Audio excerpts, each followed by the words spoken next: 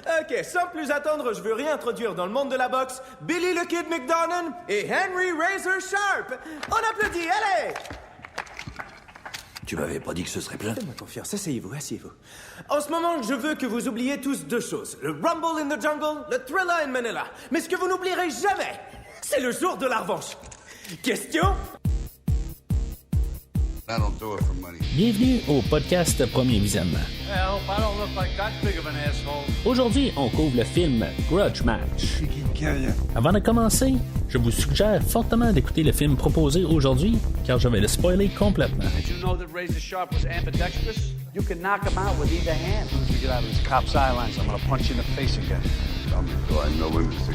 Bonne écoute.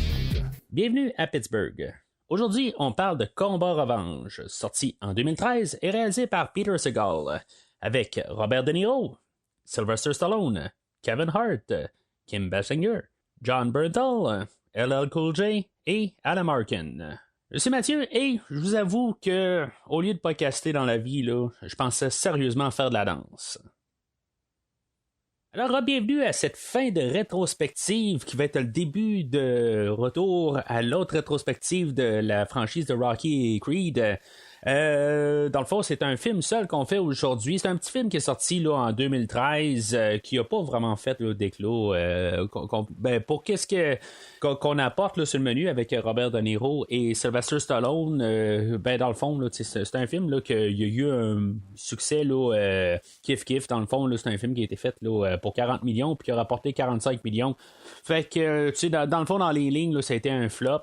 Mais le but de le faire au podcast, là, c'est plus pour embarquer là, tranquillement dans l'univers là, de Rocky là, la semaine prochaine, là, en parlant du premier Creed de 2016. Ça replace dans le temps, en 2012, un petit peu avant, là, Sylvester Stallone avait pas mal terminé l'histoire à Rocky. Dans le film là, de 2006 là, de Rocky Balboa. À l'époque, on avait commencé à faire une pièce de théâtre là, sur Rocky là, qui est sortie pas mal là, dans les mêmes années. Mais c'est ça, tu sais, dans le fond, là, pour Sylvester Stallone, l'histoire de Rocky était terminée. Puis ça allait rester comme ça là, pour quand même les années à venir. Là, on va en parler la semaine prochaine là, pour le personnage. Mais dans le fond, lui, il avait raccroché pas mal ses gants de boxe. Puis c'est pas un projet là, qui l'intéressait.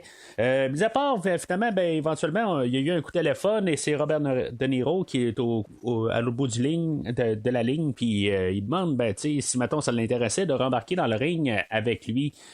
Sylvester Stallone, pas mal, il voulait pas quand même là, tâcher là, tout ce qu'il avait construit là, avec le dernier film de Rocky. Dans le fond, il faut penser à ça un peu aussi, qu'avec tout Rocky 5, comment que ça avait mal été, puis que finalement, il est revenu là, avec Rocky Balboa comme pour corriger là, la finale là, de Rocky, puis tout est pas mal réglé. Dans le fond, là, il y avait comme un peu à remonter un peu là, l'image là, du dernier film de Rocky, puis dans le fond là, il était satisfait avec ça. Fait que ça ne tentait pas vraiment là, de retourner là-dedans. Robert De Niro, depuis ce temps-là aussi, là, depuis Raging Bull, c'est sûr qu'il n'a pas vraiment là, continué de carrière avec Raging Bull. On en a parlé là, en début de semaine. Mais on a quand même continué là, avec un deuxième film de Raging Bull qui a été filmé là, en 2012 et qui est sorti là, 5 ans plus tard, là, en 2017. En tout cas, je n'ai parlé là, au dernier podcast, mais ça n'a vraiment aucune implication là, de Robert De Niro là-dedans. Mais c'est ça, tu sais, dans le fond, Robert De Niro, depuis ce temps-là, il a continué là, sa carrière, puis il avait eu quand même l'Oscar là, du meilleur acteur là, pour Raging Bull. Stallone aussi, il faut pas oublier qu'il a été en nomination comme meilleur acteur aussi là, pour le film de 76 de Rocky. Les deux acteurs ont bien sûr joué là, dans des comédies là, de chacun de leur bord, là, plus ou moins bien reçues là, de chacun là, de leur côté respectif. De Niro, on a des films comme We're No Angels, Analyze That, Meet the Parents, tous des films que j'ai pas vus là. Peut-être We're No Angels, j'ai peut-être vu ça là, dans la fin des années 90, là, mais c'est pas le genre de film que je cours là, pour De Niro, puis il est pas vraiment reconnu pour ces films-là. Pareil pour Stallone, de toute façon, que même s'il a fait quelques films là, de comédie, il est pas vraiment reconnu comme ça, là, comme pour Arrête où ma mère va tirer, ou Oscar, qui est sorti un peu là, dans les mêmes années, là, mais c'est ça, fait que les deux ont quand même essayé là, leur talent là, en faisant de la comédie. Je pense que ça marchait plus du côté de Niro. C'est pas vraiment un style qu'il adhérait beaucoup avec le style de gros bras avec Sylvester Stallone, mais les deux ont essayé. Les deux se sont rencontrés aussi là, ils ont rencontré en guillemets là, ils ont été là, dans le film Le Copland de 97 je pense, et ça va être la première fois là, qu'ils vont rejouer ensemble là, depuis tout ce temps-là. Je me rappelle bien dans le fond le film Copland là, c'est un film là, qui a été bien récompensé là, puis dans le fond ça va donner quelque chose là, je pense pas que c'est un Oscar mais ça va donner quelque chose à Sylvester Stallone, puis c'est ça, dans le fond le film d'aujourd'hui, on a approché Robert De Niro évidemment, puis on est parti là, pour faire lui approcher là, Sylvester Stallone, et le film est arrivé aujourd'hui. Faut noter que le film n'a pas rapport avec les deux franchises là, c'est pas la même production en arrière. Les deux films ou les deux séries là, sont distribués là, par Warner Brothers. Je parle pour maintenant là, mais on n'a pas les producteurs là, qui ont travaillé en arrière de Raging Bull et de Rocky là, que je parlais de Raging Bull là, de Erwin Winkler et de Robert Chartoff là, eux autres n'ont aucun rapport avec le film aujourd'hui. Là, les écrivains d'aujourd'hui qui ont écrit le film, dans le fond, c'est pas les deux acteurs n'ont pas rapport avec ça dans le fond, c'est juste pour vraiment pouvoir s'écarter du projet, puis je pense que c'est une bonne affaire. Les écrivains là, ils n'ont pas grand chose à leur actif. Il y en a un qui a écrit là, des films là, qui mettent en vedette Sinbad, tout ça. C'est pas du gros calibre là, de films, il faut s'entendre, puis ils ont écrit beaucoup pour des séries télé, Two and a Half Men, puis toutes sortes d'affaires là. Mais c'est ça, ça lève pas haut en fait de grosse popularité là. Two and a Half Men là, c'est quand même assez connu là, comme série, mais tout ça pour dire qu'ils ont quand même pas beaucoup d'affaires à leur actif là. C'est plus pour dire ça, mais ce que je veux en venir à dire, c'est que on n'a pas Stallone qui arrive pour commencer à embarquer là, son côté de vision de Rocky. C'est pas Rocky là, aujourd'hui là, on va le remplacer là, par le personnage là, de Razor Sharp, puis l'autre ça sera pas Raging Bull, ça sera pas Jake LaMotta, ça va être The Kid, mais là je sais pas comment je vais le nommer dans le podcast là. Je vais quand même garder le nom là, du film là, mais en tout cas je reparle de ça plus tard là. Ce que je veux dire, c'est que les deux acteurs, De Niro et Stallone, n'ont pas le côté là, pour arriver puis essayer de pousser plus, que ça soit plus peut-être une histoire de Rocky ou que ça soit plus une histoire là, de Jake LaMotta. Je pense qu'aussi le choix là-dedans, c'est que le fait que Jake LaMotta est un personnage qui existe, c'est là un peu la contrainte dans le fait là, de peut-être apporter ça là, dans l'univers de Rocky. Puis en même temps, on veut pas retourner là, dans le monde de Rocky justement parce qu'on a fait une fin là, à cette histoire-là. Puis dans le fond, aujourd'hui, là, c'est ça, on va plus en parler là, de côté là, parodier un peu là, les deux univers. Mais là, je suis en train un peu là, de sauter à l'avance là-dessus. Sur ces idées-là, mais en tout cas c'est ça un peu juste pour arriver avec le film. Ça pas là, ils sont là, ils vont emporter, les personnages vont être écrits pour les personnages là, qu'on avait vus à l'écran, mais pas d'implication des acteurs. Si des fois là, vous voulez entendre ce que j'ai à dire sur les films, puis où est-ce que ces acteurs-là ont eu un peu là, d'implication là, dans ces films-là, vous pouvez retourner sur le site internet là, du podcast premiervisionnement.com pour pouvoir télécharger là, tous les films de Rocky que j'ai couverts en fin d'année l'année dernière, en fin 2022.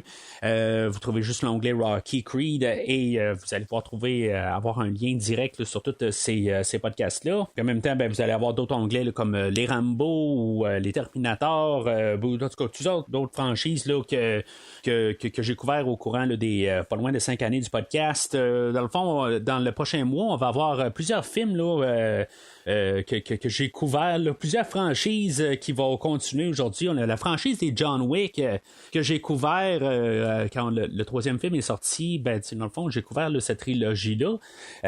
On a la franchise des Scream que j'ai couvert avec Terreur sur le pod. Chaque film, là, en tout cas, c'est pas tout le temps les deux gars qui sont là, mais vous avez des liens là-dedans. La franchise des DC avec le film de Shazam qui s'en vient. Dans le fond, j'ai couvert tout pas mal tout l'univers là, de DC, là, vraiment étendu, là, pas juste les derniers films. Puis aussi, c'est ça, il y a Creed qui s'en vient là, de tout ça là, dans le mois de mars. Je sais pas comment je vais faire filer ça dans le podcast parce que c'est comme un film qui sort à chaque semaine. Mais en tout cas, en vous rendant sur premiervisionnement.com, vous allez avoir tous ces liens-là là, pour avoir accès directement au podcast et pouvoir les télécharger directement. C'est sûr que vous pouvez utiliser un logiciel de téléchargement comme Spotify, Castbox, Google Podcast. En tout cas, il y en a des milliers. C'est juste vraiment pour vous faciliter la tâche en allant sur le site internet et pouvoir les télécharger directement. Et sinon, vous pouvez suivre Premier Visionnement sur les réseaux sociaux, Facebook et ou Twitter pour savoir comment que je vais aligner là, dans le prochain mois là, toutes ces sorties majeures là, au podcast.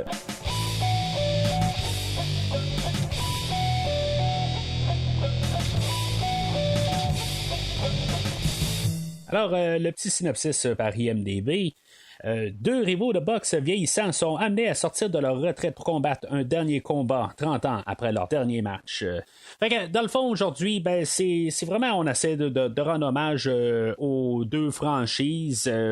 Ces deux franchises, Raging Bull n'était pas vraiment une franchise, là, même si on a un deuxième film, là, mais en tout cas, vous comprenez ce que je veux dire.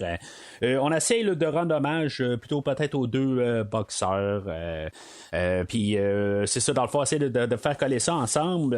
C'est qu'on va essayer là, d'avoir du fun là-dedans, là, juste vraiment comme célébrer là, les deux franchises.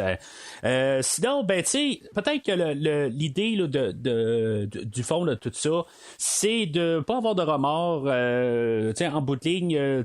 Peu importe ce qui se passe, on vieillit, on a des choses que dans le fond on n'est plus en forme comme on était dans le temps.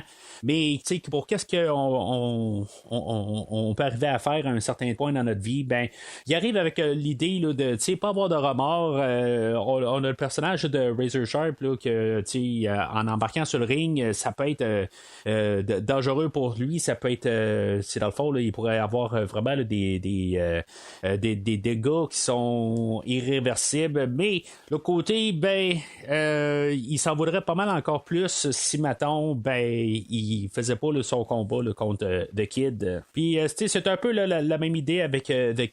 Le côté que si mettons il se combat pas contre Razor de côté honorable, il pourrait s'en vouloir aussi là, de jamais l'avoir battu. Fait que c'est un peu ça de l'idée là, en bout de ligne là, en tout cas je parle juste des idées dans le film, mais c'est pas mal ça aussi là, leur match. C'est que même s'ils vieillissent, c'est quelque chose là, qu'ils ont sur la glace là, depuis une trentaine d'années, puis que là ils ont encore un peu la forme physique pour pouvoir faire ce combat-là, et qu'ils vont prendre cette opportunité-là pour finalement là, rembarquer dans le ring ensemble.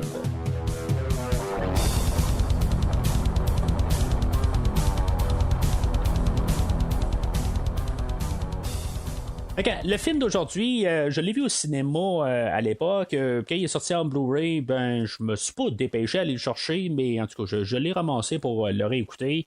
Je l'avais trouvé correct au cinéma. J'avoue que quand je l'ai réécouté en Blu-ray, j'ai pas trippé, honnêtement. On dirait que le deuxième écoute là, m'a frappé dedans, puis je me suis rendu compte que, dans le fond, là, c'est un film là, qu'il y a comme pas de but. En tout cas, on va en reparler un peu plus tard là, dans le podcast, là, qu'est-ce qui m'a irrité un peu là, dans les choses. Ça a peut-être paru un petit peu plus. J'ai peut-être pensé que le film était un petit peu meilleur que ce qu'il était. Mais en tout cas, fait que aujourd'hui, j'en reviens avec une troisième angle.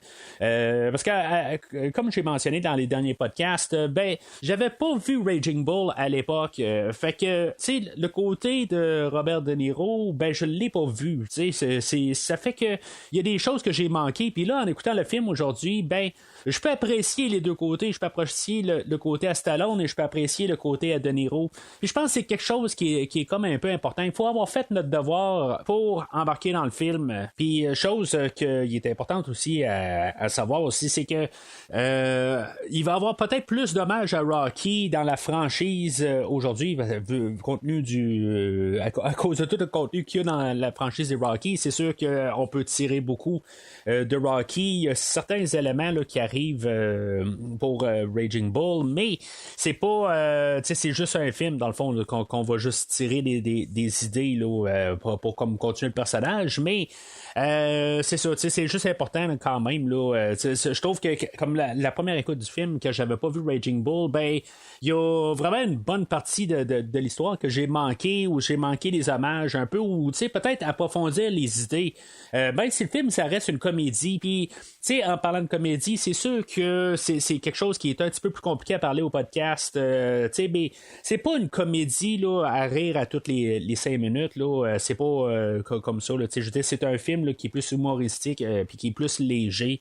Plutôt qu'une comédie là, ou une parodie. Là. Fait que, c'est important là, de le savoir là, si vous n'avez pas vu le film en question, là, mais c'est ça, c'est juste pour un peu embarquer là, pourquoi des fois que j'aime pas couvrir une comédie au podcast, c'est juste parce que l'humour est toujours subjectif et des fois ben, ça colle pour un mais ça colle pas pour l'autre là, en tout cas. Fait que le film commence avec un genre de récapitulation fictive de l'historique de nos deux personnages, dans le fond, là, qu'est-ce qui s'est passé là, en début 80, qu'ils ont chacun eu un match qu'ils ont gagné l'un contre l'autre, et que finalement, ben, on devait avoir un troisième match, et que finalement, ben, Razor, qui est Rocky, en guillemets, là, ben, lui, il va devoir donner sa démission après avoir gagné son match contre Kid. Là, c'est ça, en tout cas, juste pour vous remettre en situation, parce que j'avoue que ça vient un peu mêlant, qu'on essaie de placer là, les personnages avec qui font quelqu'un, mais qu'en bout de ligne, on a une place un autre nom. On a Razor qui est Rocky, puis on a Kid qui est Raging Bull.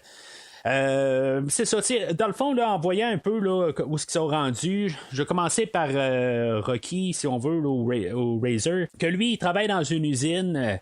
Puis déjà là, en partant, ben, on a un hommage tout de suite à Rocky, le fait que Rocky travaillait dans une usine à viande. Puis tu sais, c'est où ce qui est rendu. C'est quasiment un peu d'un autre côté, là, on ramène un peu où ce qui était là, dans Rocky 5, Rocky 4, que dans le fond, il avait perdu toute sa fortune. Puis c'est ça qui se passe aussi avec le personnage de Razor. Il a perdu toute sa fortune. Il est rendu, il travaille comme tout le monde. C'est sûr que Rocky, lui, il a son restaurant, mais de l'autre côté, Kid, c'est ce qu'on a mis que lui, à la suite de quand même là, avoir boxé, ben, il a pris sa retraite, puis qui est rendu là encore un one-man show, où c'est un humoriste dans son restaurant, puis aussi là, il y a plusieurs concessionnaires à son actif. Fait que il y en a un qui est viré riche, puis il y en a un qui est viré pauvre. C'est sûr que Jake LaMotta, de son côté, dans la vraie vie, ben, il est resté pas mal pauvre jusqu'à la restant de ses jours. Tandis que ce qu'on donne à Kid, c'est pas vraiment dans l'importance dedans, mais on lui donne comme un restaurant, pareil qu'est-ce qu'il a fait là, de Jake LaMotta, dans le fond, parce qu'il était un humoriste là, dans des restaurants, puis dans le fond, il donne ça un petit peu là, à The Kid pour rendre hommage à Jake LaMotta, dans le fond, à Raging Bull. Les deux acteurs, Stallone et De Niro, dans le fond, là, il y avait 67 ans et 70 ans là, respectivement. Fait que c'est sûr que ils sont pas dans la fleur de l'âge. Il y a un certain âge, même Rocky, ben Stallone au dernier film là, commençait à apparaître un peu son âge, mais on avait trouvé une manière réaliste là, de le ramener dans le ring.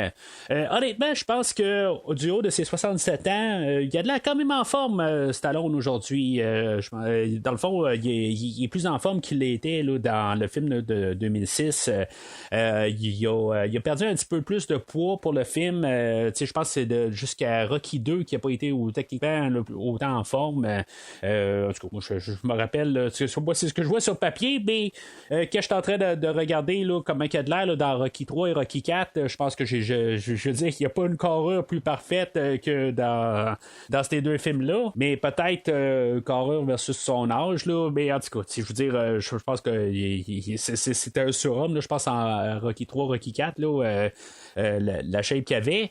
Mais c'est ça, tu sais, en tout cas, fait que Robert De Niro, de son côté, ben, il a fait son entraînement, mais en tout cas, il n'y a pas grand-chose qui est dit là, sur le côté à De Niro pour le film.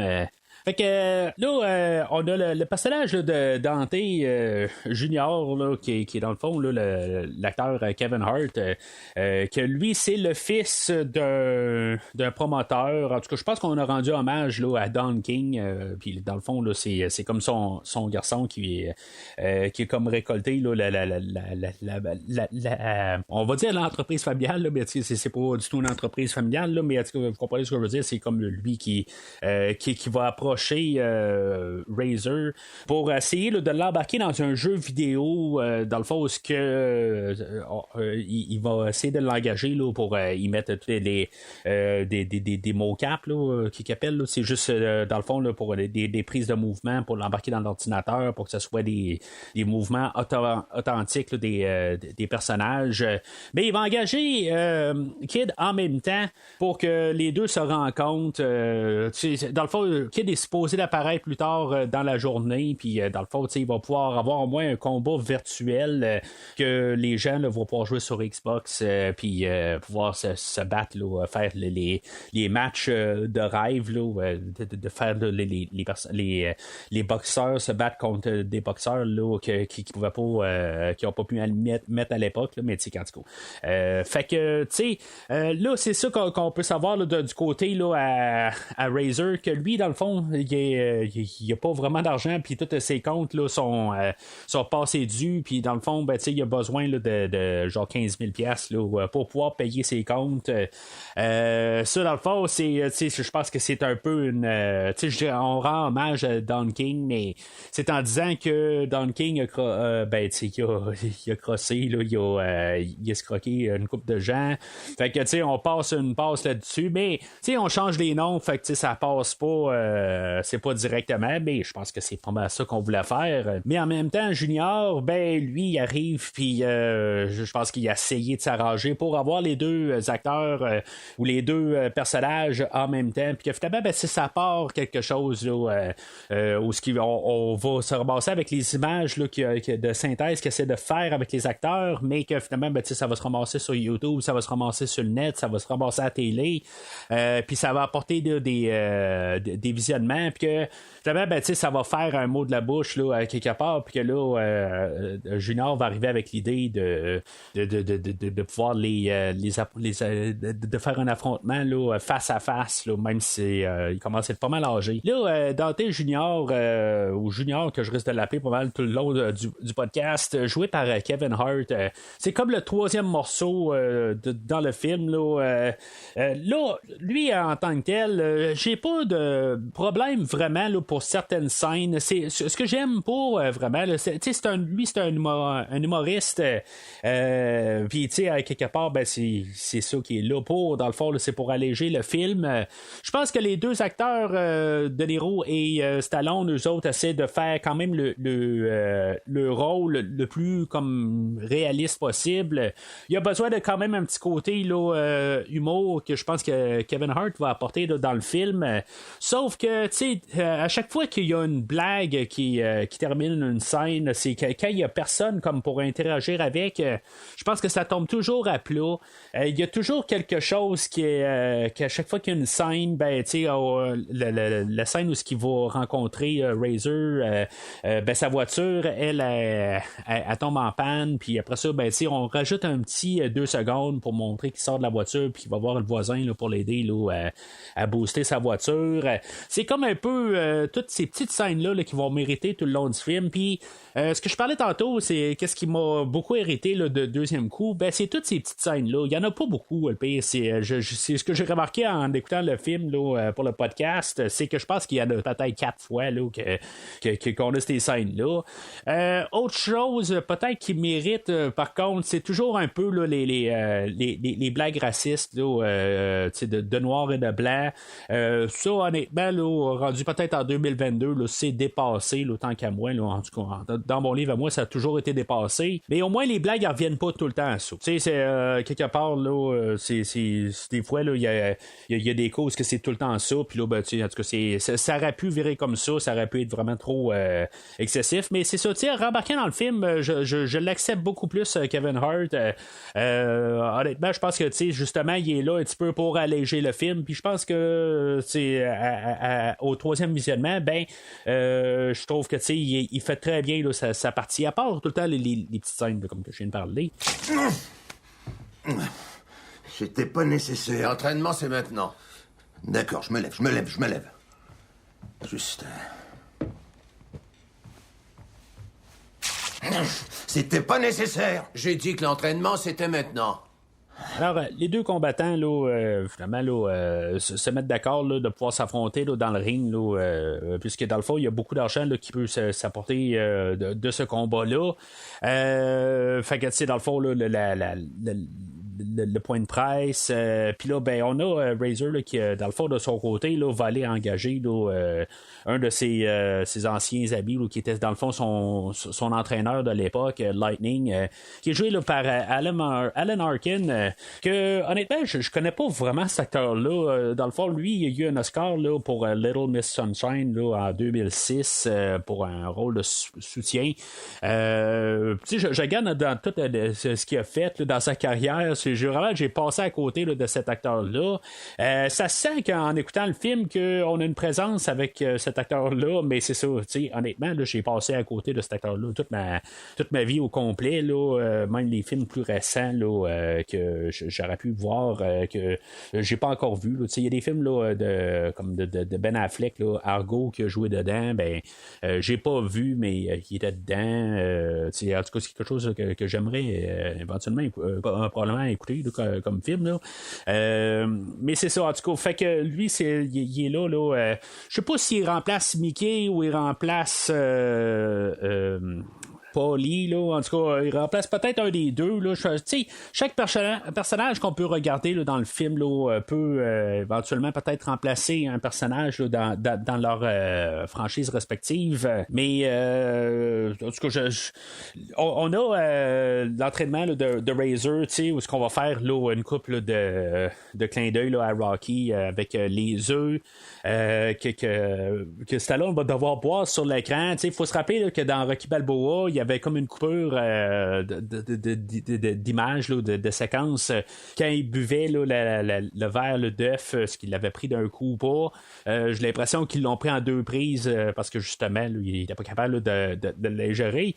Mais en même temps, ben, dans cette séquence-là, dans le film d'aujourd'hui, j'ai l'impression qu'il recrache une bonne partie là, des œufs là, aussitôt qu'on fait là, la coupure. Mais c'est ça, on a ça, on a l'usine où ce que Razor va être sur le point là, d'aller frapper là, sur des morceaux de viande là, accrochés, puis évidemment là, ben, Lightning va dire là, de pas frapper dessus, là, dans le fond, là, c'est pas vraiment là, sanitaire de faire ça. Il y a un entraînement à la piscine qui me rappelle un peu Rocky 3, mais je sais pas, ça peut être pas mal n'importe quoi, là, mais en tout cas, moi, je vais passer à Rocky 3 là-dedans. Là, il y a la chose la plus ironique là-dedans, c'est que Razor va s'entraîner là, dans une cour à scrap où, dans le fond, il va tirer là, des camions camion pour s'entraîner. Sauf que là-dedans, il va y avoir des gros tailleurs qu'il va, il va soulever. Puis, dans le fond, c'est pas un hommage à Rocky, c'est un hommage à Over the Top, un autre film là, que Stallone a fait. Sauf que, que je l'ai vu, ça c'est juste sur papier, là, je me rappelais pas là, de Over the Top, là, un film que j'ai vu juste une fois, là, qui est un Rocky de gros bras, là, ou de bras de fer plutôt. Mais c'est ça, dans le fond, moi ce que je pensais, c'est qu'éventuellement, dans Creed 2, c'est là où Adonis Creed va s'entraîner dans le deuxième film. En tout cas, de mémoire, là, j'ai pas vu Creed 2 là, depuis le cinéma. Là, fait que je me rappelle juste qu'il était dans une cour à scrap où, en tout cas, il était en train là, de pousser là, des tailleurs un peu partout. Là, fait que, en tout cas, j'ai juste trouvé ça drôle en voyant ça dans le film aujourd'hui. De l'autre côté, Kid va l'engager là, le personnage de Frankie, qui, dans le fond, qui est le garçon de son entraîneur, ou en tout cas, où est-ce qu'il l'a entraîné. Puis, finalement, c'est là qu'en même temps, là, en se rendant au gym, il va faire la connaissance là, de BJ, qui va apprendre que c'est son garçon. En tout cas, dans le fond, il le savait. Là, on va savoir plus tard là, qu'il a toujours gardé quand même un œil là, sur son garçon. Le personnage de Frankie, là, qui est joué là, par LL Cool J, je sais pas exactement, là, c'est pourquoi que lui, on l'embête dans l'histoire. Je pense que qu'est-ce qu'on veut faire avec le personnage là, de Kid, c'est un peu pour renouer là, avec la famille. Dans le fond, on n'a pas de personnage qui va faire qui va être comme le Joey de Raging Bull, mais on va avoir son garçon là-dedans. Puis je pense que c'est ça qu'on veut faire un peu là, pour rapporter à Raging Bull, c'est comme un peu où ce que Jake LaMotta il renoue avec sa famille, c'est ça qu'on veut faire. Fait que là, on n'a pas de frère, mais on a son garçon qui, quelque part, qui était distant avec, mais qu'il va voir renouer là, sa relation avec. Là, BJ, qui est joué là, par John Bernthal, qui, ironiquement, là, c'est les noms, les lettres sont inversées, dans le fond. Là, BJ, Brian Jameson, quelque chose de même. Puis John Bernthal, c'est GB, là. En tout cas, ça fait juste l'inverse. Là. En tout cas, je sais pas si c'était volontaire. Là. Mais c'est ça, John Bernthal, moi à l'époque je le connaissais là, de la série là, The Walking Dead, qui avait fait le coéquipier là, de Rick, le personnage principal à l'époque. C'est pas mal ça. Là. Éventuellement, lui est devenu The Punisher pour Netflix, puis je sais pas exactement là, si on veut le ramener là, dans le nouvel univers, là, mais en tout cas, moi c'est pas mal l'étendue là, de qu'est-ce que je connais là, de cet acteur-là. Ironiquement, je trouve qu'il ressemble beaucoup à Robert De Niro. En tout cas, je vois quand même un peu là, de similitude. On a utilisé John Bernthal dans le fond là, dans le début. J'ai pas parlé beaucoup là, de la récapitulation là, qui commence le film où ce qu'on voit là, les deux acteurs, les deux personnages de Razor de Kid se battent à l'époque pour leur combat initial puis leur combat revanche. Ce que je trouve quand même assez drôle, c'est que dans l'introduction, je regarde rarement là, les making-of sur les Blu-ray parce que justement c'est souvent un côté là, qu'on flatte le chat du bon sens, tout ça. C'est juste pour vraiment tout le temps arriver puis juste dire que c'est le meilleur film qui a été créé sur Terre, puis dans le fond, il n'y a rien qui touche le film, tout ça. Tout est en train là, de juste idolâtrer le film, puis dans le fond, c'est jamais vraiment là, impartial, mettons. Là, c'est trop là, d'un sens. Fait que j'aime pas vraiment là, ces genres là, d'idées-là. Fait que c'est bien rare pourquoi j'écoute des making-of. Sauf que j'ai écouté là, des scènes supprimées sur le Blu-ray. Puis dans le fond, dans les scènes du début, c'est John Bernthal qui fait le personnage là, de Robert De Niro, de Kid. Puis on a juste remplacé son visage. Mais honnêtement, je pense qu'on aurait dû prendre John Bernthal pour faire The Kid jeune. Puis on aurait dû prendre un autre acteur là, qui ressemblait là, Sylvester Stallone pour faire Sylvester Stallone, parce que le CGI là, est vraiment là, horrible au début du film, là, c'est atroce. Honnêtement, je pense que ça n'aurait pas été compliqué là, d'embaucher quelqu'un qui ressemble à Sylvester Stallone, un inconnu, dans le fond, là, avec un certain budget là, qu'ils ont.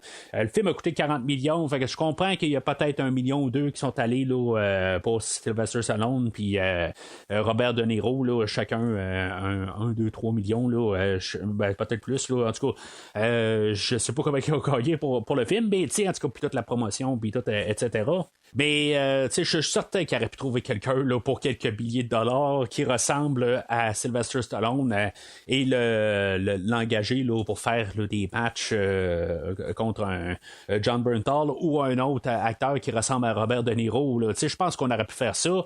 Sauf que là, on utilise un CGI au début. Puis je veux dire, c'est atroce, mais au moins ça dure quelques secondes. C'était supposé durer beaucoup plus longtemps. Là. On a comme une introduction alternative. Puis je pense qu'on a coupé ça parce que justement le CGI là, il suivait pas du tout. On était en 2011-2012 pour faire peut-être 2012 là, pour faire le dernier mastering là, des effets spéciaux. Puis juste pour quelques secondes là, c'est vraiment on a essayé de faire un de-aging qu'ils appellent là, pour rajeunir là, les acteurs parce que la plupart du temps c'est quand même quand ils sont pas dans le ring, ben c'est Robert De Niro qui est là ou Sylvester Stallone et ils font comme un peu modifier leur visage là, pour qu'ils aient de l'air plus jeunes, mais ça marche pas vraiment beaucoup. Là. Mais j'ai une solution. Il aurait peut-être pas dû mettre ça HD. Il aurait peut-être dû mettre une genre de copie VHS, puis ça aurait comme un peu caché beaucoup là, des effets. Puis c'est ça, on l'a pas fait là, malheureusement, mais c'est sûr que on aurait été quand même là, dans le ring où ce qu'on voit on dirait que les yeux sont plus gros que le visage là, des acteurs peuvent soutenir. Là, il y a vraiment un problème là, au niveau des yeux là, du CGI. Mais bon, fait que dans le fond, je pense que ça c'est pas mal le cœur du film là, en fait d'histoire. Il y a le côté là à Razor qu'on va essayer là, de faire comme une histoire là, de Rocky qui retrouve Adrian peut-être là, qui va être joué là, par Kim Basinger là, mais en tout cas ça je repousse ça là, pendant quelques minutes. L'histoire avec BJ et de Kid, je pense que c'est comme un peu là, le côté où on va travailler quand même un peu là, les émotions. Peut-être que moi ça me touche un petit peu plus là, ce côté familial là, manquant. Ben, comme moi mon père, ça fait à peu près une vingtaine d'années là, qu'il est mort. Ben, ça va faire 20 ans là, cette année. Fait que, tu sais, comme ces idées-là, ben, ça me touche un peu. Tu sais, c'est pas dramatiquement, là. Tu sais, je me mets pas à pleurer ou me sentir nostalgique là, en voyant ces relations-là. Là, je comprends, qu'on me comprenne, là. Mais, tu sais, à quelque part, tu sais, je vois ça un petit peu plus, là, le côté familial manquant.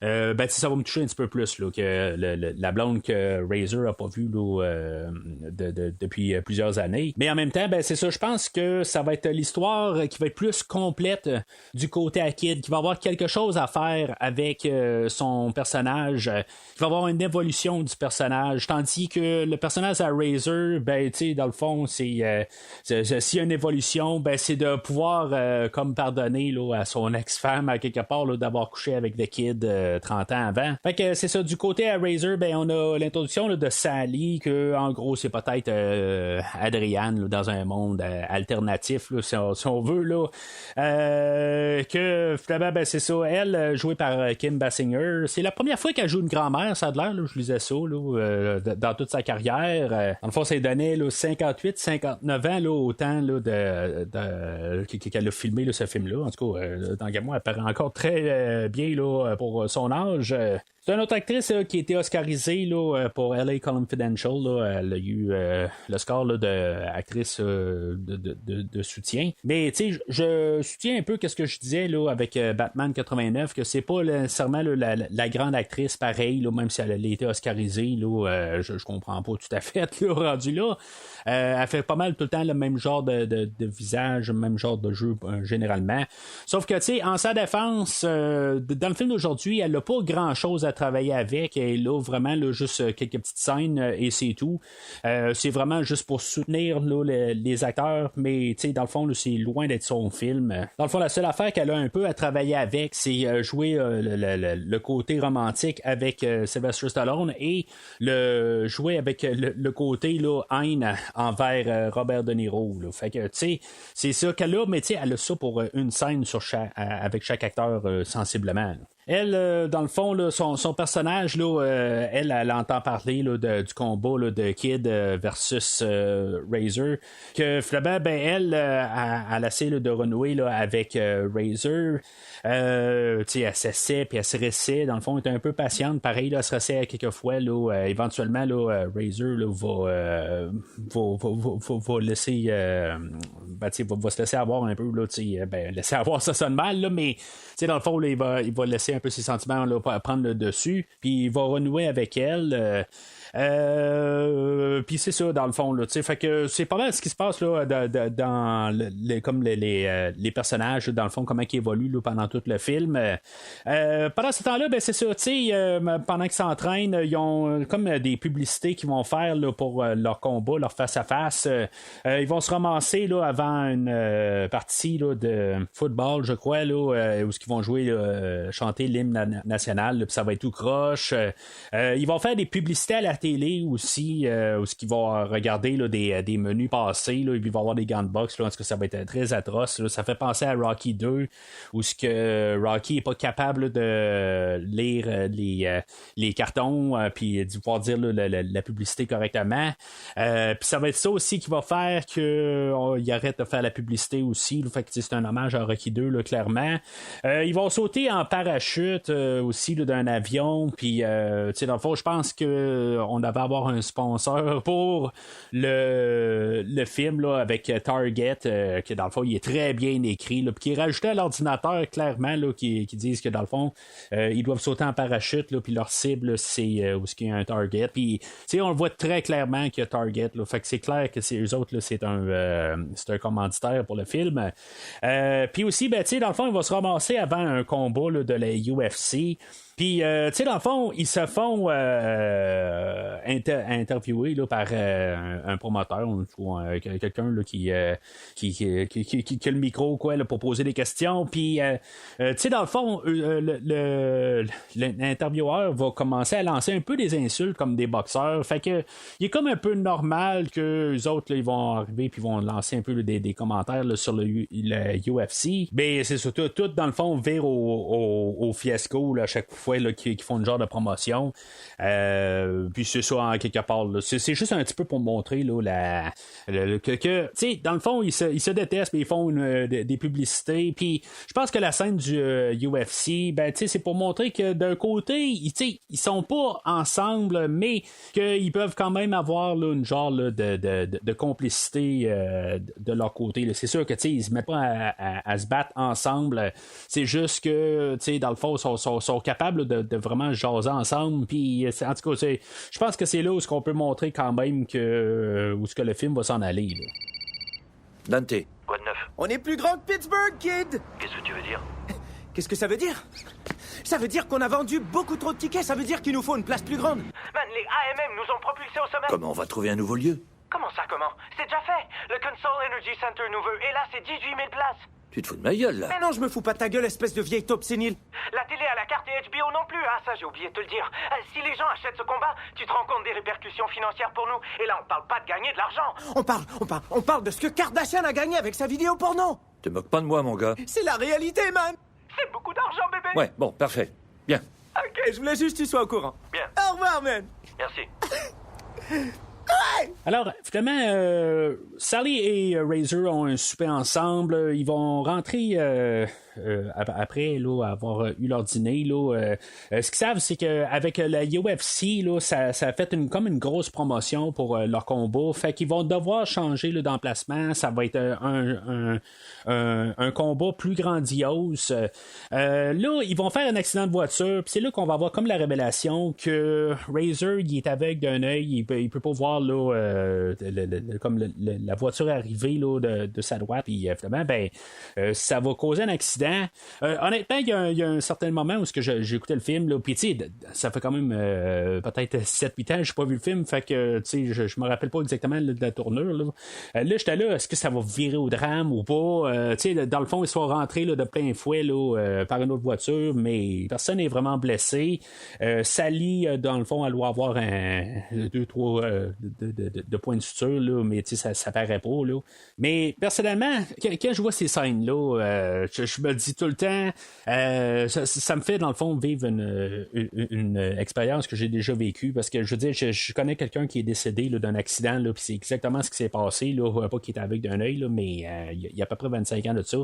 J'ai une connaissance, là, dans le fond, qui est mort de même. Puis, tu sais, dans le fond, j'en parle des fois au podcast, il y a comme toujours une voiture qui rentre dans une autre, là, on voit ça, mais je sais pas pourquoi ça me fait plus dans le film aujourd'hui, là, que c'est comme ça m'a ramené là, dans cette époque-là. En même temps, en voyant juste qu'il y a juste 2-3 points de suture là, au visage là, de Sally et qu'elle n'a rien d'autre, quand la voiture a clairement là, rentré là, de plein fouet dans il y a une genre de Mustang puis que je veux dire la voiture qui est rentrée dedans est clairement là, à hauteur là, de la tête de la personne là, je veux dire, c'était à peu près impossible là, que Sally a survécu, mais en tout cas c'est pas grave là, dans le fond, c'est ça, c'est juste pour qu'on sache là, que Razor est aveugle d'un œil. Peut-être un hommage à Rocky, le premier film et le deuxième film, dans le fond, où dans le fond Rocky est aveugle d'un œil et ne peut pas voir les coups arriver. Fait que c'est ça qu'on veut établir. Fait qu'à partir de là, Lightning va arriver puis va dire tu sais que dans le fond Razor peut pas se battre. Fait que il va devoir canceller le combat. Puis même du côté à Kid, dans le fond, lui, il aura pas à canceller le combat, mais tu sais ça va mal de son côté, où ce que dans le fond, il va perdre ce qu'il a comme construit là, au travers là, de les dernières semaines avec BJ. Il va avoir fêté là, avec son petit garçon, là, Trey, que il va l'avoir gardé pour une soirée, mais il va être allé dans un bar avec, puis il va l'avoir laissé là, avec des personnes pendant que lui, là, il est parti s'amuser avec une fille là, qu'ils ont rencontré sur place. Puis c'est ça, dans le fond, quand BJ découvre ça, parce que dans le fond, il est à l'arrière de la voiture, puis finalement, ils se sont fait pogner là, par une police, fait qu'il se ramasse au commissariat de police. Et BJ, c'est carrément là, inacceptable de son côté. Fait que il va décider là, que c'est terminé là, avec Kid. Puis, dans le fond, on va avoir un renouvellement là, de quand même à partir de là où que le Kid va arriver là, il va montrer là, que quand même avec toutes les années là, il a toujours gardé un œil là, sur BJ là, il va sortir un livre là, qu'il va y donner là, où il y a toutes des photos là, de toute sa vie là, dans le fond qu'il a toujours été informé, puis c'est ça quand même là, de l'autre côté à Razor, lui il comprend tout ça à quelque part que il sera pas là, capable de se battre contre Kid, puis finalement c'est ça, tu sais, oui il va dire qu'il va pas, mais tu sais il va y penser. Je pense qu'il y a une scène supprimée là-dedans où ce que Razor va se faire demander son autographe. Je pense qu'on aurait dû la garder dans le film justement là, pour peut-être montrer là, que tu sais il reprend un goût un peu à ça. Là ce qu'il faut comprendre dans tout ça aussi là, c'est quoi vraiment l'histoire là, qui a détruit là, le combat, dans le fond, pourquoi qu'ils n'ont pas eu le troisième match.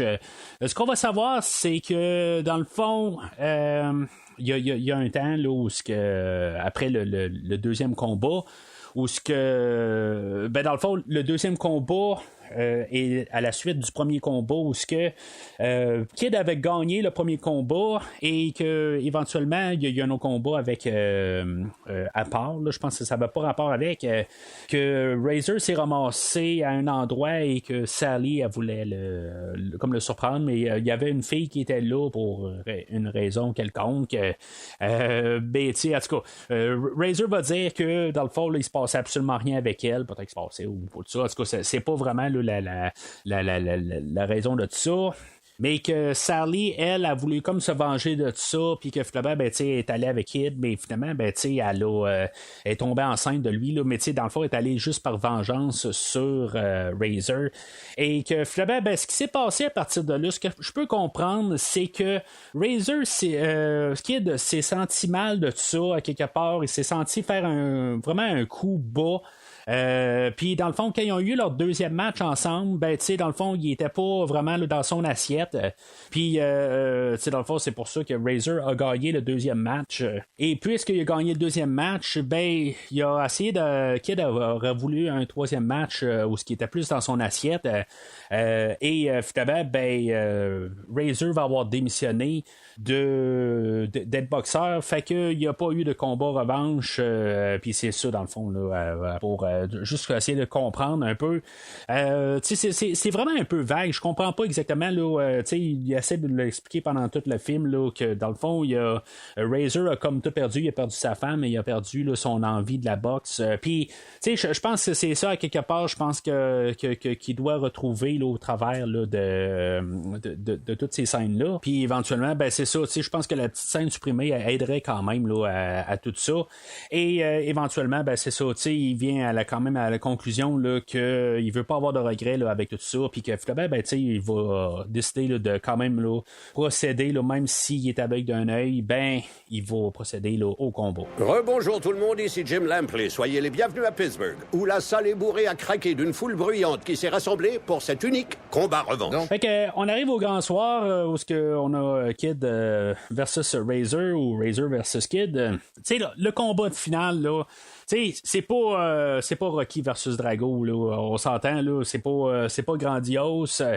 Je pense que le combat est quand même assez bien chorégraphié, là, sachant que c'est quand même là, des personnes quand même assez âgées, là, 67 et 70 qui se battent dans un ring. Je suis pas mal certain qu'il y a une couple de coups qui se sont rendus aussi, là. En tout cas, le montage est bien fait, pareil. Même s'ils vont avoir un montage là-dedans où on va sauter là, plusieurs rondes. C'est pas mal 50-50 tout le long, ben, comme tout le long du film dans le fond là. On a essayé de donner du temps à Stallone, on a essayé de donner du temps à De Niro pour comme avoir un peu là, des choses à faire, puis c'est ça qu'on fait aussi là, à la toute fin. On va voir que Kid dans le fond il est quand même un peu plus agressif, que il y a même le premier round fini, puis qu'il va donner un coup de plus à Razor, peut-être nous signalant que dans le fond c'est Kid un peu peut-être le méchant qui est plus assoiffé là-dedans, puis que même Kid va exploiter aussi là, le côté aveugle de Razor, mais c'est ça, je pense qu'il trouve plus pendant le combat où il s'en rend compte à force de le frapper que finalement Razor il voit pas les coups arriver, fait que dans le fond Razor mange des coups là, pas mal pendant toutes les rondes, puis c'est ça, ben éventuellement ben BJ va y faire la mention à Kid, il va dire dans le fond t'es pas en train de le gagner là, c'est juste que t'exploites quelque chose, une faille qu'il y a, puis que dans le fond il voit pas les coups arriver, fait que t'es pas en train de le battre, t'es juste en train de le gagner sur papier, mais t'es pas en train de le battre, ça marche pas parce que t'es pas il te voit pas arriver, fait que c'est un coup croche là. Fait que éventuellement Razor va tomber au tapis et Kid va faire la réalisation, va se dire bon ben là il l'a pas battu, il y a pas de satisfaction en quelque part, il y a juste comme c'est comme passer un jeu vidéo mais avec une tricherie là, d'être invincible. Fait que dans le fond le jeu il est techniquement pas passé, t'as pas passé les adversaires, t'étais invincible. Fait que comme un moment de réalisation de tout ça, que finalement, il va aider Razor à se relever, puis d'essayer de le battre vraiment selon les termes là, de sachant qu'il y a un côté aveugle. Fait que il va utiliser plus son autre bras pour qu'il voit arriver puis qu'il puisse se bloquer puis tout ça. Puis en tout cas, finalement, ça va être assez rapidement. Là, Kid va se ramasser au tapis. Et finalement, on va inverser ça où ce que Razor va aller aider Kid à se relever. Pour les quelques secondes qui restent, pour que Kid finisse au tapis. C'est juste vraiment pour ça, parce que pour que les deux combattants restent debout une fois que la cloche va sonner. Alors là, ça va être les arbitres qui vont décider, puis bien sûr, comme Rocky Balboa, on avait eu des fins alternatives pour que les gens là, sur place sachent comment que le film allait finir. Dans le film officiel, on a Razor qui va gagner par décision, puis bien sûr, on a mis comme une fin l'alternative que ça soit Kid qui gagne ou que vraiment ça finisse par un match nul. Je pense que ça finisse par un match nul, ça aurait été la pire des choses à faire. Honnêtement, dans la réalité, je pense que Kid aurait gagné parce que Kid prend le dessus tout le long du match. Mais honnêtement, je pense que c'était Razor qui méritait de gagner parce que là, quand ils se sont battus sur leur terme, c'est Razor qui gagne. Dans le fond, il a planté très rapidement Kid. Sauf que pendant quand même là, les 9 rounds et demi, c'est quand même Kid qui a pris le dessus sur Razor. Fait que, même s'il réussit à placer des coups sur Kid, c'est Razor qui se ramassait là, quand même à manger le plus de coups comparativement à Kid. Mais, un peu comme Rocky Balboa, le but, là, c'est pas vraiment d'avoir un gagnant entre les deux, c'est, je pense, d'avoir célébré là, les deux comme téléspectateurs, là, je veux dire, d'avoir célébré là, qu'on ait pu placer là, les deux personnages un contre l'autre, faire un versus là, Raging Bull versus Rocky Balboa. Puis pour leur personnage, pour Kid, que dans le fond, lui, ou on peut dire peut-être Jake LaMotta, que dans le fond, là, il a renoué là, avec Joey ou sa famille, qu'à quelque part, il a vu plus que la boxe, que dans le fond, là, il a vu plus une paix intérieure, que dans le fond, là, il a plus fait la paix avec son passé. Puis pour Razor ou Rocky, c'est peut-être de renouer là, avec Adrienne ou avec Sally. C'est ça, puis avoir réglé là, dans le fond là, quelque chose là, que les deux devaient régler là, vraiment leur combat revanche. Le film finit là, mais dans le fond on a le générique puis on a juste quelques petits épilogues là. On se ramasse 3 mois plus tard où on avait Lightning là, que lui dans le fond il n'y avait pas télé puis que finalement ils ont l'argent là, pour s'acheter une grosse télé et que finalement ils vont voir à la télé là, que Kid est là pour danser là, avec les stars là. C'est une émission qui passait à l'époque, je pense pas que ça passe encore là, mais en tout cas il a l'air d'être un peu avec ces mêmes idées là, que probablement qu'il se passe quelque chose avec sa co-star là, qui doit avoir une quarantaine d'années plus jeune que lui.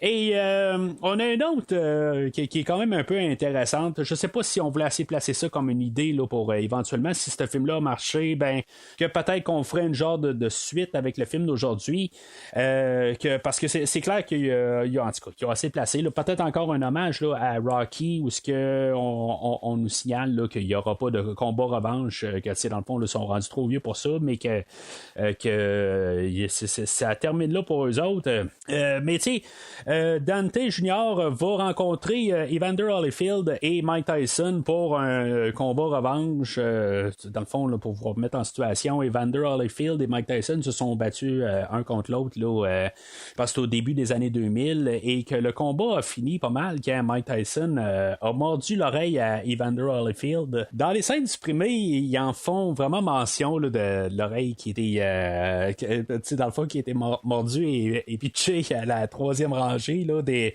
spectateurs. En tout cas, c'est quasiment quelque chose qui aurait dû rester là, dans le film là, mais en même temps je comprends qu'ils veulent pas élaborer là-dessus. à quelque part, là, on est supposé juste savoir qui sont, là, juste en les voyant. Puis, en tout cas, fait que je pense qu'il y a une genre de promotion qui a été faite pour le film.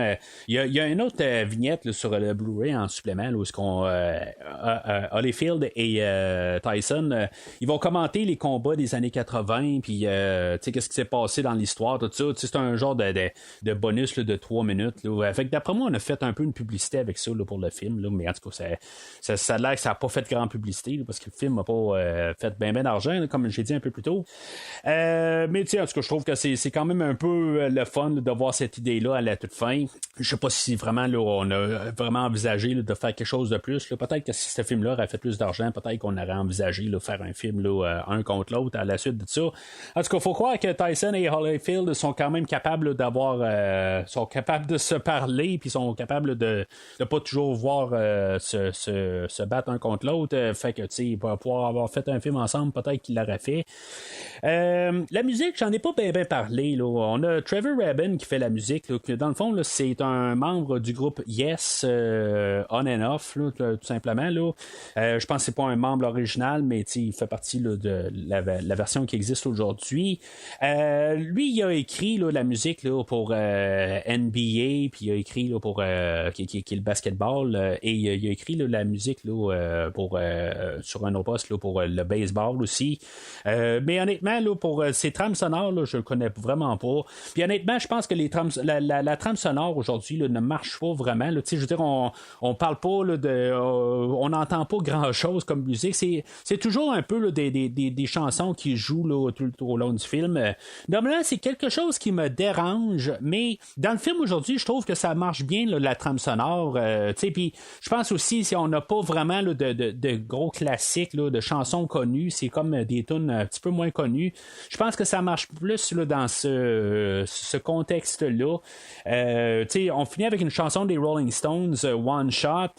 Ça, c'est correct à quelque part. On fait jouer aussi Back in Black, un peu par AC/DC, là, quand Razor embarque sur le ring à la toute fin. Mais c'est probablement là, la tune la plus connue là, dans tout le film, là, mis à part la tune des Rolling Stones à la toute fin. Puis je pense que c'est plus ça qu'il faut penser là, comme trame sonore. Là. C'est pas qu'est-ce que Trevor Rabin apporte à la trame sonore là, au goût musical du film. Là, parce que honnêtement, j'ai rien entendu du film. Honnêtement, j'entendais juste les chansons là, vocales là, tout au long du film. Là. Fait que, tu sais, honnêtement, je me demande s'il n'y a pas juste fait là, des petits aperçus musicaux là, pour justement là, faire un peu ce qu'il faisait là, pour la NBA puis pour le MLB, là, le basketball et le baseball. Puis genre juste faire un peu là, des entractes là, pour qu'est-ce qu'on voit à l'écran. Là. Mais en tout cas, au point de vue musical, là, j'ai absolument rien entendu dans tout le film.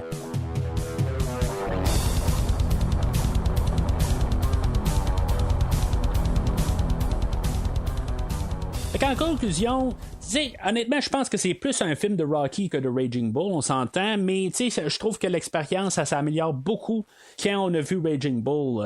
Puis, honnêtement, je suis content d'avoir fait comme ce film-là aujourd'hui, puis de l'avoir écouté en ayant vu Raging Bull, puis vraiment récemment, puis pouvoir voir un peu là, tous les petits hommages qu'on a fait des deux univers. C'est sûr que, comme j'ai dit un peu plus tôt, là, il y en a beaucoup plus là, dans l'univers de Rocky, parce qu'il y a beaucoup de choses là, qu'on peut apporter à cause là, de ces 6 films. Du côté à la Mota, on va y faire la remarque qu'il a engraissé, qui est gros et que dans le fond il est plus en forme. Quelque chose là, qui était reproché là, à la Mota là, dans son dans sa carrière et que le fait là, qu'il est un humoriste là, dans un bar puis que tu sais aussi le fait là, qu'il qui est fourniqueur un peu, là, que dans le fond, là, il couche avec quasiment tout ce qui bouge. Quelque chose qui allait apporté là, pas mal là, dans toute sa vie à la Mota, qu'on voit pas vraiment dans le film de Raging Bull, mais qu'on peut comprendre là, que c'était pas mal ça là, vers sa carrière, ou ce qui était rendu dans le fond là, dans sa vie. C'est pas mal ça en tout cas que j'ai remarqué. Il y a peut-être des petites choses aussi que pendant le film, là, d'autres petits hommages, mais en tout cas j'ai pas vraiment remarqué là, d'autres choses. Tandis que du côté à Razor pour Rocky, le fait qu'il travaille dans une usine, que le jeu vidéo qu'on apporte, ça fait penser quand même beaucoup à Rocky Balboa, là, qu'est-ce qui est le combat là, virtuel qu'il y avait eu. les annonces à la télé qui fait rappeler Rocky 2. Les œufs qu'il doit boire le matin là, pour son entraînement, les pneus, comme je l'ai dit, là, c'est comme à portée de Rocky de Creed 2, mais dans le fond, c'était juste un autre hommage, là, mais en tout cas, je trouve juste ça un peu drôle pareil. Le fait qu'il était semi-aveugle, puis le fait qu'il n'y aura pas de combat revanche. Il y a même d'autres contextes un peu qu'on a rapporté, là, je pense, de Rocky Balboa, là, mis à part le jeu vidéo. La conférence de presse qui fait rappeler un peu Rocky Balboa, le fait qu'il est trop âgé puis que ça pourrait être dangereux pour lui. Puis la santé, tout ça, tu sais, que dans le fond, là, c'est des choses là, qu'on avait discuté là, en parlant de Rocky 6. Puis même, on a rapporté aussi l'annonceur, que dans le fond, c'est un annonceur là, pour la boxe officiellement. Là, c'est vraiment l'annonceur qui c'est sa job. On l'a rapporté dans le film aujourd'hui. Là, pour mettre ça clair, je pense pas que c'est un grand film. Je pense que c'est un film qui est le fun à écouter. Quand on a vu les deux franchises, c'est un film qui est beaucoup moins dépressif, moins nostalgique là, que le film de Rocky Balboa. On peut regarder ça comme alternatif à Rocky Balboa, je pense bien. Si les gens étaient un peu déçus sur Rocky Balboa, qui trouvaient ça un petit peu trop nostalgique, ben, je pense qu'on a quelque chose qui est peut-être un petit peu plus optimiste aujourd'hui. C'est plus célébré, un peu, c'est plus s'amuser. Je pense que je préfère quand même plus le film de Rocky Balboa. Ça, faut mettre ça clair aussi. Je pense que c'est un film que si maintenant vous aimez les deux franchises, ben, vous pouvez vous amuser aujourd'hui. Sauf que ce qui est plate ultimement, c'est qu'il n'y a pas d'avancement du tout. T'sais, dans le fond, là, j'ai parlé un peu là, de personnages, là, des évolutions qu'ils peuvent avoir. Ben, c'est vraiment limité. C'est comme on voit tout ça arriver à l'avance. C'est comme il n'y a rien de vraiment qui est révolutionnaire là, dans tout ça. Il n'y a pas vraiment là, de profondeur au film. C'est vraiment juste un peu s'amuser avec l'univers. C'est pas un film nécessairement à revoir. C'est un film qui peut être le fun à voir une fois. Les critiques sont vraiment là, ils attaquent pour rien ce film-là. Je pense que c'est un film pour être pris à la légère. C'est juste comme si vous êtes fan de Raging Bull et de Rocky, ben c'est un film là, qui se rajoute bien là, à tout ça. C'est un 11e film là, dans le fond là, qui est rajouté là, dans cette rétrospective-là. Mais c'est ça, c'est quelque chose là, que je supporte. Là, que je vais lui donner un verre. Il n'y a pas vraiment de longueur. Puis comme j'ai dit, peut-être que les seuls bouts là, qui méritent un petit peu, c'est Kevin Hart, que c'est les du côté comédie là, que sont comme trop évidente là, quelque part là, on essaie juste de faire rire un peu, mais je trouve que ça marche pas tout à fait là. Dans les scènes qui est tout seul, qui a pas d'interaction avec quelqu'un d'autre, ça colle pas, c'est le seul moment où je pense qui marche pas, mais on parle là, de virtuellement là, peut-être 17 secondes là, dans tout le film là. Fait que c'est pas quelque chose là, qui peut vraiment être irritant là, et puis vraiment l'envoyer là, le film là, dans un autre côté là. Fait que j'endosse pleinement le film d'aujourd'hui. Alors, c'est pas mal tout pour cette rétrospective-là de Raging Bull et de Grudge Match. La semaine prochaine, on rembarque officiellement là, dans la franchise de Rocky, de Creed. On retourne là, dans 2016 avec le premier film de Creed. Que vraiment on va se diriger là, vers Creed 3, que j'ai encore rien vu là, j'ai juste quelques petites affaires là, que dans le fond là, il pouvait pas c'était impossible de les manquer. En tant que tel, on n'est pas supposé avoir Sylvester Stallone, on n'est pas c'est supposé être un match là, avec un ami d'enfance à Creed, puis c'est pas mal tout ce que je sais là, pour le film, puis c'est correct, je veux rien savoir d'autre. Mais c'est sûr que dans le fond c'est là qu'on s'en va, puis c'est là où j'ai vraiment hâte là, de voir là, ce qu'on va faire avec le troisième Creed, qui va être réalisé là, par nul autre là, que Michael B. Jordan. Entre-temps, n'hésitez pas à commenter sur le film d'aujourd'hui. Est-ce que vous l'endossez pas? Est-ce que c'est votre genre de film? Dans le fond, est-ce que c'est meilleur que Rocky Balboa? Comme finale pour le personnage de Rocky, même si on va le reprendre là, dans Creed, mais peut-être que pour vous, là, pour terminer là, l'histoire à Rocky, auriez-vous mieux aimé un film comme aujourd'hui? N'hésitez pas à en parler là, sur les réseaux sociaux, Facebook et ou Twitter. Mais sinon, d'ici le prochain épisode, je dois vous laisser parce que j'ai une audition là, pour le film là, de Hangover 6. I got a surprise for you when you get home. A shit on your porch. Merci d'avoir écouté cet épisode de Premier Visionnement. J'espère que vous vous êtes bien amusés. Somehow you never lost it. Je vous donne rendez-vous la semaine prochaine pour la couverture d'un autre film. You always blamed her for ruining the relationship. Well, maybe the real problem was you. Si vous voulez entre-temps regarder le catalogue complet du podcast et télécharger des épisodes passés, rendez-vous sur premiervisionnement.com. Vous pouvez aussi suivre le podcast sur plusieurs plateformes, dont Apple Podcast, Spotify, Podbean, Google Podcast, Amazon Music et YouTube. N'hésitez pas à donner une critique de 5 étoiles sur la plateforme de votre choix. You were everything in my life. And Kid beat you? Vous pouvez également suivre Premier Visionnement sur Facebook et Twitter pour rester informé de nouveaux épisodes. You must just be thinking, why in the hell did I do this? Premier Visionnement a besoin de votre aide pour grandir. Vous pouvez partager le podcast avec vos amis qui s'intéressent au cinéma de tout genre. No matter how hard you guys try, it won't be this. En espérant vous voir au prochain épisode.